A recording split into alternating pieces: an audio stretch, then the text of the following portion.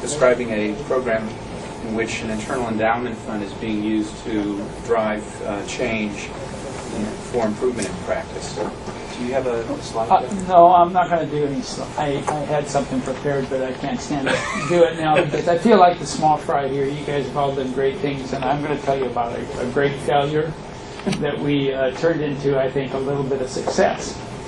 I really identify with the previous presenter, Raj, in that I come from a residency program in a community hospital, part of a large health system with a lot of underserved patients, a lot of people hit hard by the economic recessions and that sort of thing, and all of the problems of a residency clinic. But a few years ago, we had done some innovations all along. We started electronic medical records in June of 1996. I won't mention several other things along the way, but about 2004 we started really looking at our numbers, thanks to having electronic records for a long time. You know, we all had a sense that we had a lot of diabetes patients. Well, we had 1,267. And about 31% of them had A1Cs above 9.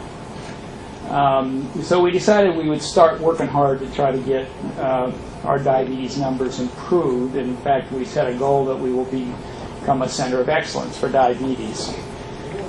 Along the way, as someone mentioned here, we had trouble getting money to do some of the things that we thought we needed to do. And we have a very, our residency really is set up to prepare people for typical Midwestern, rural, full-service family doctor practices. Deliver babies, do C-sections, you know, a lot of minor surgeries, and take care of people in hospitals, and take care of your own ER and that sort of thing. So we really had a need to train people in a broad range of services. And as such, our clinic also was the reject place for all the people that nobody else wanted to take care of. So we had a lot of underserved people, a lot of people on chronic narcotics, a lot of people with all kinds of social problems, et cetera, et cetera. And it just got worse after the recession. But going back to diabetes, we decided that we needed some more money if we were really going to do some of the things that we were going to do. And we decided to start an endowment. And, you know, my goal when I went to school, Larry Bauer's school at STFM, and learned how to raise money, and I decided we'd just get a $5 million endowment, and we would fund a center of excellence for primary care, and we would have a research, primary care research network, and we would have all of these big things. Anyway, I think I knew everything and had a lot of success in family medicine. I was in practice for 10 years, and I became a program director and a teacher and researcher, and did a lot of things, and everything was, I was pretty good at almost everything. But when it came to the ask, I was an utter failure. I would have you know, these high-rolling people out to lunch, and I could never pull the question, can you give us $1 million? So after working hard for about 2 years, we had $100,000. But that was what was the principle at which point we could start using proceeds from the endowment. And it was such pitiful small amount of money that we can't do anything with this. We can't fund a center for excellence and hire a computer programmer and all those kind of things. What can we do? What can we do? Well, we have a lot of people in our office that are really minimum wage workers. The type that turn over every other month. They're working at McDonald's one week and they're working for us the next week. Somebody said factory worker to the office, and turn over, and you know, our graduates would leave. 146 graduates, 86 are practicing within 100 miles of our clinic, and they would take some of our best people with them. So we always had a lot of turnover of our staff. And for those people that found out that, you know, little amounts of money really have a lot of influence. They never got $200 to spend as they would like to, or $500 or whatever. So we were in this process of trying to really improve team-based care, but we didn't have teams like I see everybody else present. We had a lot of medical assistants, maybe an LPN or two, people that learned how to draw blood, you know, by being trained by somebody else. People that were really, I mean, a lot of our people, even though they're given health insurance, can't get it because they can't afford the copay. The hospital provides it, but they have to pay so much a month, and it's really beyond their ability. So people without health insurance, people living hand to mouth. Anyway, we said, you know, we've been trying to get these people to really become partners to help people with chronic disease. We don't want you to just put people in rooms and take their blood pressure and walk away. We want you to help us get to center of excellence criteria. We want you to be a healthcare person, a person delivering healthcare, not just somebody, you know, taking the money or making appointments or putting somebody in rooms. And it was really hard. It was like kind of pulling teeth to get people to understand that we really do value them as a healthcare worker and a teacher and all that sort of thing. But the endowment, we started giving small amounts to people who wanted to do something like, we need to improve our foot exams. And somebody said, I want to buy people socks. $200, buy a bunch of socks and give out the socks. And, you know, when you go into a room and as the doctor, we found out if the shoes were off, the doctor was more likely to examine the feet, and the patients were more likely to take off their shoes if we give them a pair of socks. So stuff like that. We did a healthy Thanksgiving dinner. Had invited all the people with diabetes to come to a Thanksgiving dinner, and everybody cooked something, and we spent a little extra money on decorations and a turkey.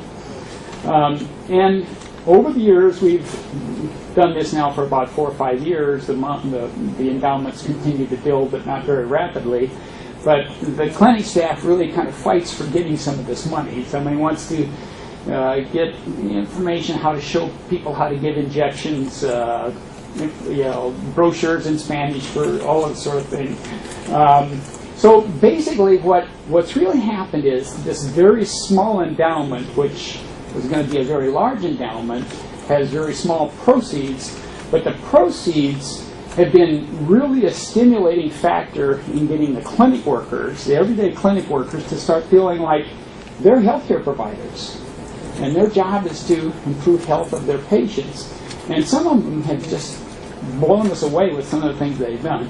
What we've achieved, we're a level 3 patient-centered medical home. We have achieved Center of Excellence criteria for the NCQA and diabetes now for like 15 straight months. We're not a Center of Excellence yet because it's $2,500 to apply, and we decided not to take that money out of the endowment because we'd rather give $500 for $1,000 endowment applications to our clinic staff. And a few residents have got applications over the years. But to make a long story short, we didn't achieve the big endowment yet, but we did do something that we think really empowered people who are really kind of first-line healthcare workers to really feel like they do more than just, you know, put people in rooms for the doctors to take care of. They take care of them too. So that's our story, and I'm happy to answer any questions. Yes, sir.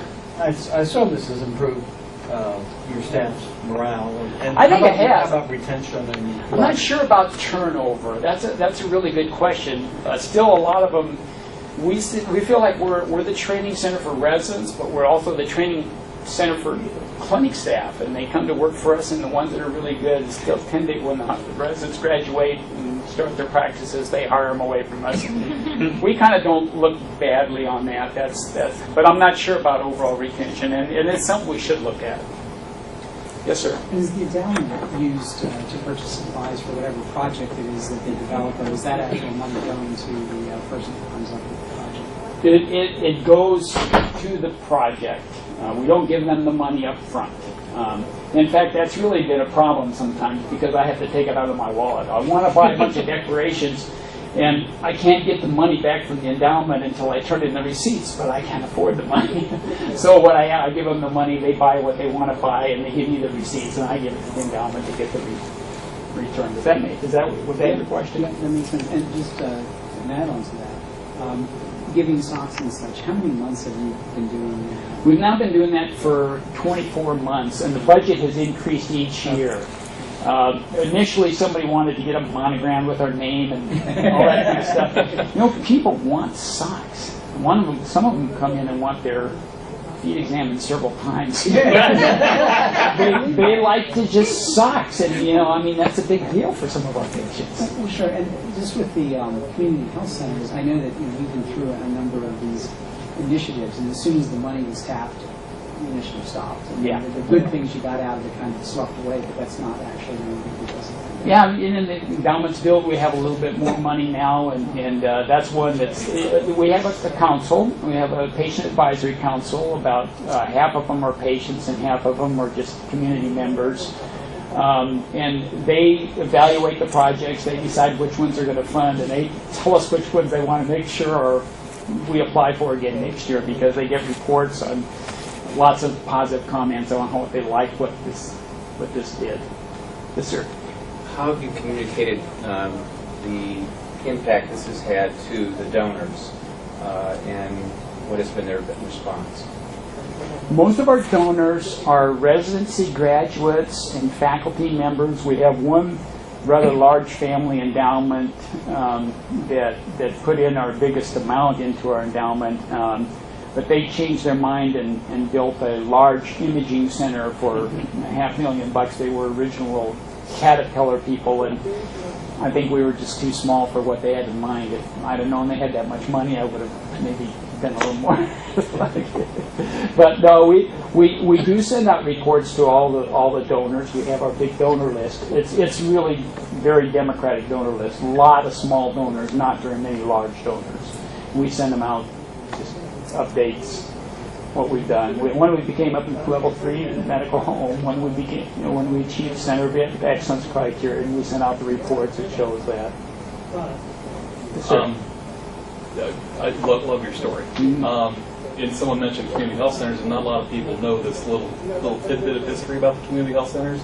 They were founded 46 years ago, and there were two of them that started, one in Boston and one down in Mount Bayou, Alabama, or Louisiana, one of the two. And when they first started the program, this is back when a program literally that you'd send the receipts that you spent the money back to Washington, and someone would actually look at the receipts.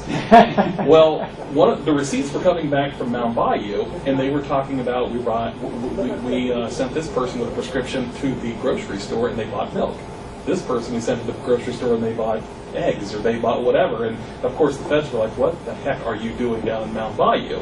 And it came back, it's like, they don't need medical care, they need food. That's what it came down to. They need the basics here. And so I encourage you to keep doing this program, because once more people find out what the true needs are in the community, it'll certainly take off.